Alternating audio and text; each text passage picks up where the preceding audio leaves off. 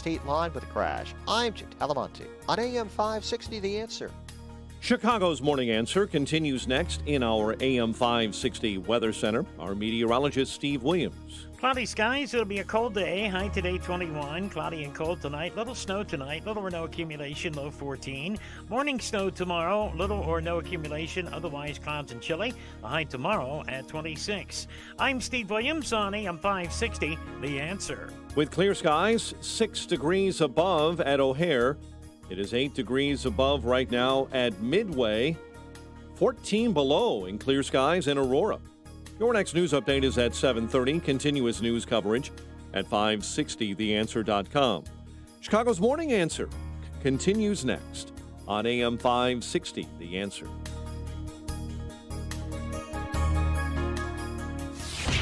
From the Matrix Home Solutions studios, this is Chicago's Morning Answer on AM 560, The Answer. Listen to AM 560, The Answer, online at 560theanswer.com, on the AM 560 mobile app, on your Alexa-powered smart speaker, on TuneIn, iHeart, and radio.com. This is Chicago's Morning Answer with Dan Proft and Amy Jacobson on AM 560, The Answer.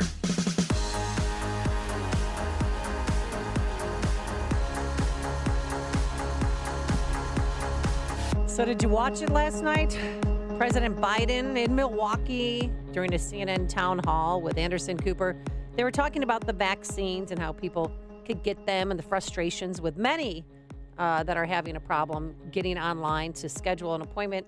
And these words came out of President Biden's mouth, that the vaccine wasn't around when he came into office. Take a listen. And the biggest thing, though, as you remember, when you and I, no, I shouldn't say it that way, as you remember, but when you and I talked last, we talked about, it's one thing to have the vaccine, which we didn't have when we came into office, but a vaccinator. How do you get the vaccine into someone's arm? Joe, hello, President Biden. Not only was the vaccine around, you got the second shot on January 11th before you inaugurated on the 19th. I mean, this is what we're going to have to deal with. And another moment where he stepped in it or made a clarification is when it came to schools. He contradicted his press secretary, Jen Psaki, about how many days a week kids should go back to school. Your administration had set a goal to open the majority of schools in your first 100 days. You're now saying that means those schools may only be open for at least one day a week. No, that's not true. That's what was reported. That's not true. It was a mistake in the communication. What I'm talking about is I said opening the majority of schools in K through 8th grade because they're the easiest to open, the most needed to be open in terms of the impact on children and families having to stay home. So when do you think that would be K through 8, at least 5 days a week, if possible? I think we'll be close to that at the end of the first 100 days. We'd have a significant percentage of them being able to be opened.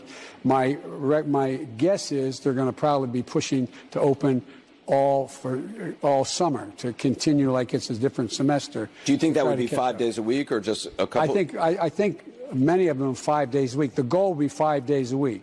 Now, it's going to be harder to open up the high schools for the reasons I said. It's just like if you notice the contagion factor in colleges is much higher than it is in high schools or grade schools. You cannot compare what's going on in college with what's going on in high school. Right.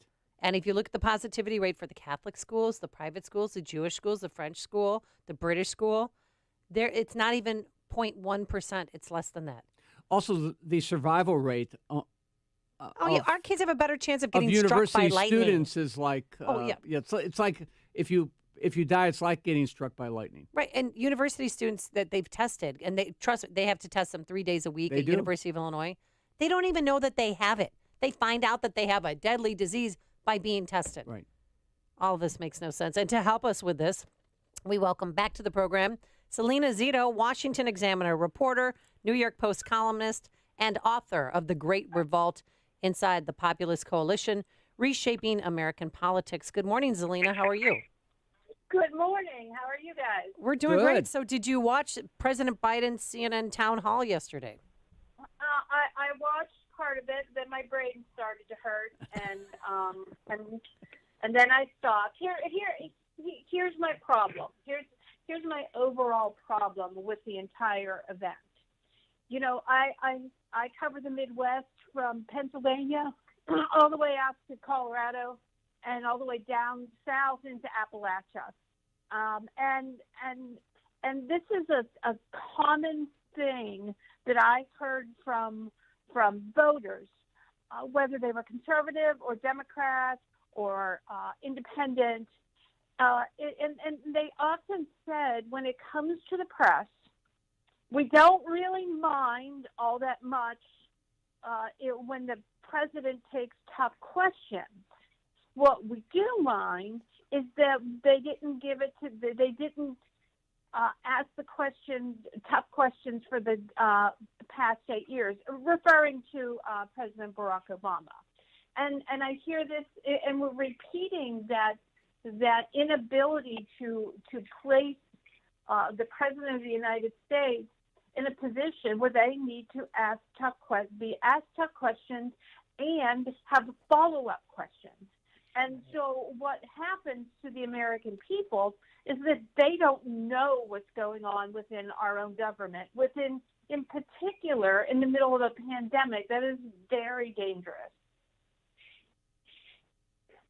And so, I mean, here's the thing, though, about opening schools. Have you been driving through rural America and the Midwest area?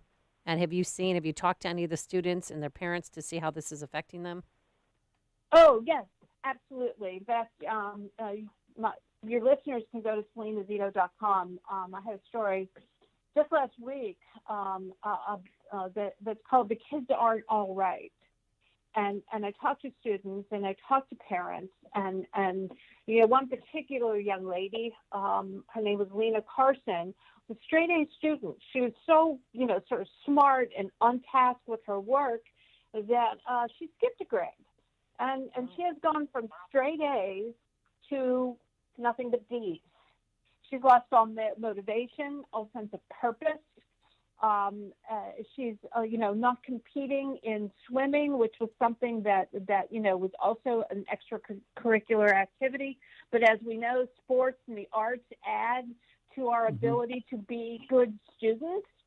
And she just said, I just feel so lost. I'm not motivated to do anything. That competition that she loved, not just between her peers, but also competing against herself to do better, has just been sort of banished from within her psyche. And her parents are deeply concerned.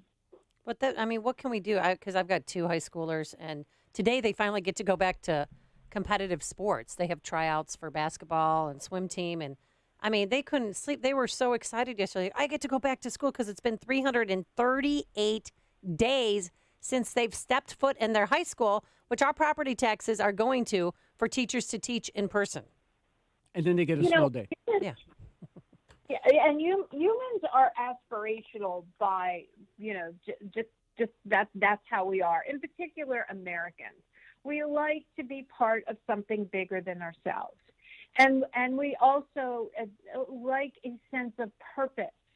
When we look at our children today, we now know what it looks like to take away aspiration, to take away anticipation, to take away purpose.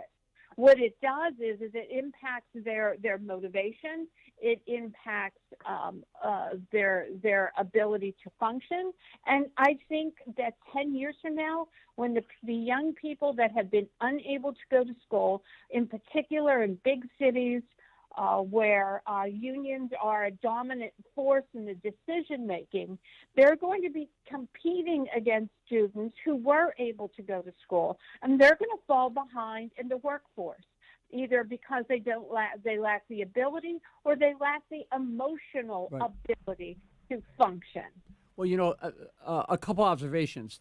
You can Google. There's been a lot of analysis already done on the potential economic impact of COVID and of what we've done in terms of closing our schools. But I'll tell you, there's an immediate impact on high school students right now, particularly in poor communities, because these students are on the margins anyway. They're barely surviving. They're on the verge of dropping out. they're already Some running have with the dropped gangs, out, and yep. some of them have dropped out and things like that. So there's an immediate impact. But I can't stress enough the damage that's being done to the youngest children. The American Academy of Pediatrics and child care experts universally condemn remote instruction in excess of an hour, and they say that when young children are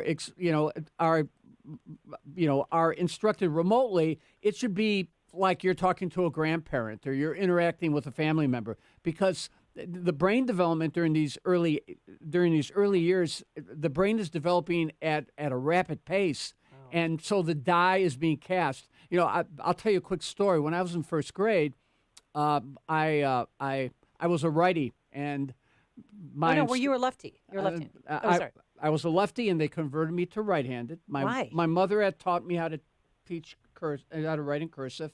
My very gifted mother, and they made me write. They refused to let me write in cursive. And of course, I was a Greek Orthodox kid going to a parochial school. And I'm not criticizing parochial school education, but back then. But I started a stutter. I developed a stutter in first grade, and that stutter stayed with me for 30 years.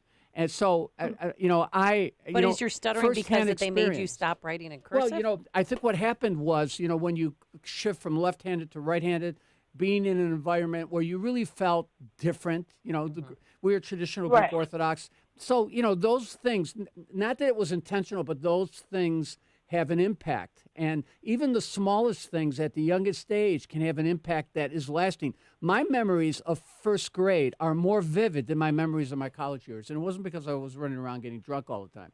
I mean, it was because that they conformed you to something that That's you weren't. right. That's right. And I'm not, and it was innocent enough, but you all remember 30, 40 years ago, left-handed, if you're left-handed, a lot of people were converted to right-handed. But I started to stutter, and I stuttered for decades because of that. And so that trauma is long-lasting, and now magnify that by COVID. Right, but do you think we're traumatizing our kids by the mask culture? Salena, I mean, they did a study with 25,000 school-age kids. 53% had an increase in headaches. 50% had difficulty concentrating. 37% drowsiness. 29% shortness of breath. 26% experienced dizziness. And a third had sleep issues. Well, yeah. I mean, these situations are creating high anxiety. I'm not trying to quote a Mel Brooks movie, right? Mm-hmm. And all of these symptoms that you listed are all, symptoms of anxiety. And we're inflicting these conditions on our children. And, what astounds me is how quickly we willingly gave up our freedom. Mm-hmm.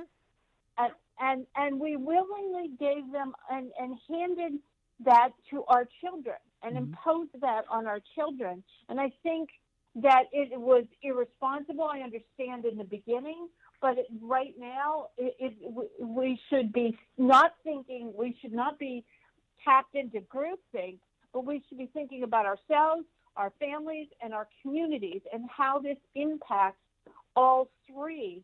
And when you start to do it that way, all of a sudden you see the consequences in a completely different light. I'm just, I had John Anthony was filling in for Dan on Monday, and he's got 3-year-old twins, and he said if they can't find their mask, they start screaming. Mm-hmm. Like they have to have their mask on. They have to be like everybody else. And I don't know how we're going to undo that.